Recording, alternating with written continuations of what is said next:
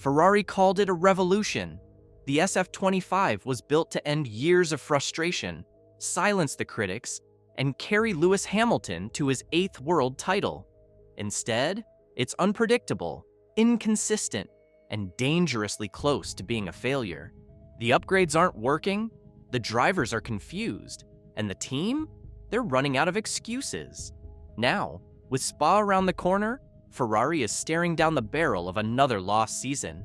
And this time, they've got no one left to blame but themselves. Before the season even began, analysts were cautious. A Planet F1 report noted Ferrari was seen as the 4th best team behind McLaren, Red Bull, and Mercedes entering 2025. In Bahrain, testing that doubt was palpable. Charles Leclerc complained of unexpected and unpredictable behavior from the new SF25. The fault was traced to its aerodynamics. Compared to 2024, the SF25 had less downforce at the rear, which shifted the balance toward understeer. Behind the scenes, technical boss Loic Serra vowed his engineers were leaving nothing to chance as they hunted for setup fixes after the pull rod front proved troublesome. In short, early data suggested the car had significant balance issues that would have to be solved on the fly. The Bahrain red flags foreshadowed trouble. In the season opener at Australia, engineers discovered the SF25 was effectively running too close to the ground. Although Ferrari got through Albert Park, this low ride height came at a cost.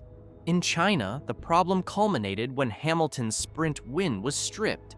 He was disqualified for excessive skid block plank wear.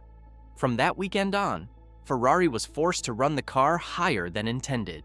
Drivers were even instructed to lift and coast on long straights to protect the plank and comply with the rules. In practice, this meant every lap was slightly slower.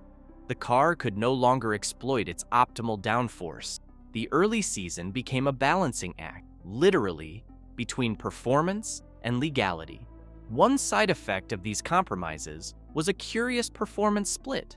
On Sunday afternoons, the SF25 could show surprisingly strong pace, especially in clean air. Before we continue with the video and my further explanation, I want to ask for your help. I'm trying to reach 1,000 subs by the end of the year, so I'd really appreciate it if you would subscribe and help me out. Okay, let's continue. Ferrari turned to upgrades to close the gap. At the Austrian Grand Prix, they introduced a new floor, the final part of their planned wind tunnel upgrades. The effect was immediately visible. Leclerc finished on the podium, P3, and Hamilton P4, splitting the dominant McLarens on track. After the race, Leclerc praised the team's great job on the updates and said it marked a step in the right direction. He noted, however, that the McLarens were still just too quick for Ferrari to pass and admitted the car remained missing a little bit of pace. In short, the floor upgrade gave a welcomed boost, confirming that fixes were working, but also highlighted how much more performance was needed to catch the leaders.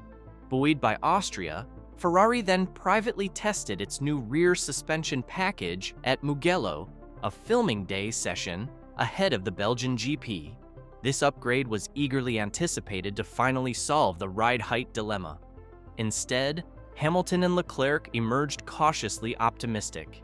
Both drivers agreed they did not see much difference on track with the new suspension. In other words, the SF25 felt almost the same despite the changes.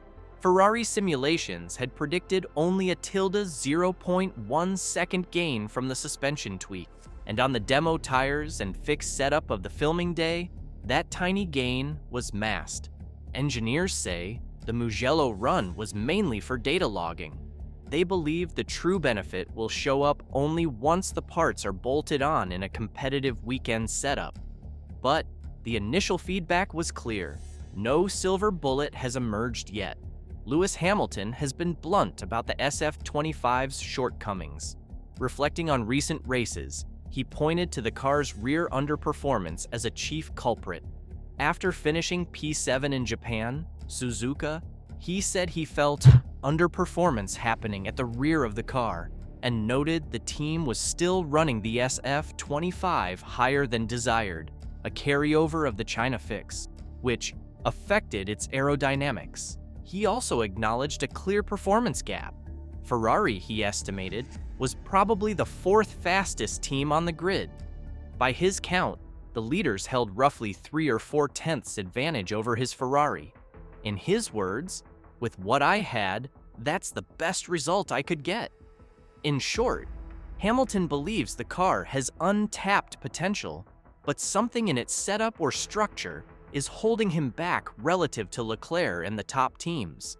He and the engineers hope the coming upgrades will restore confidence, especially in high-speed traction and balance. Leclerc, meanwhile, has hinted at an additional quirk. After Silverstone qualifying, he described fighting something inside the car during fast laps.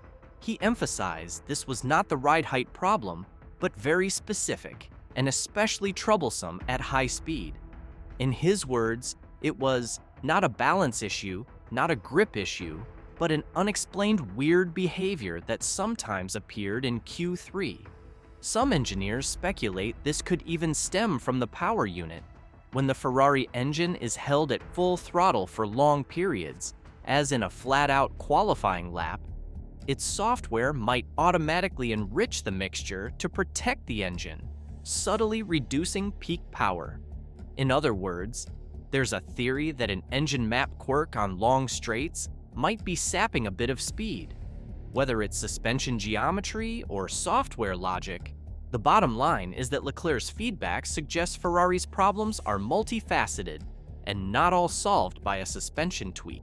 The Belgian Grand Prix looms as a make-or-break moment.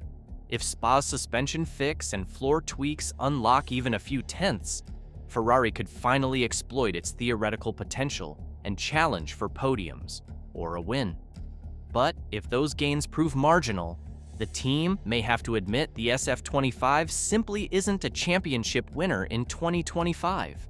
As Mark Hughes notes, the SF-25's qualifying deficit to McLaren has been around 0.388 seconds on average, so even a perfect upgrade is only a small part of a bigger performance gap.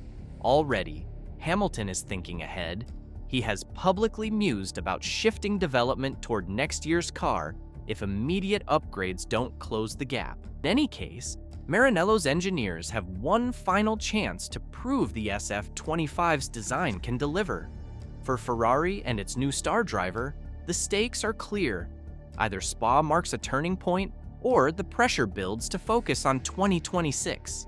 The story of the SF-25 so far is one of technical pains and cautious hope, and all eyes will be on whether the upgrades in Belgium can finally turn theory into on-track speed.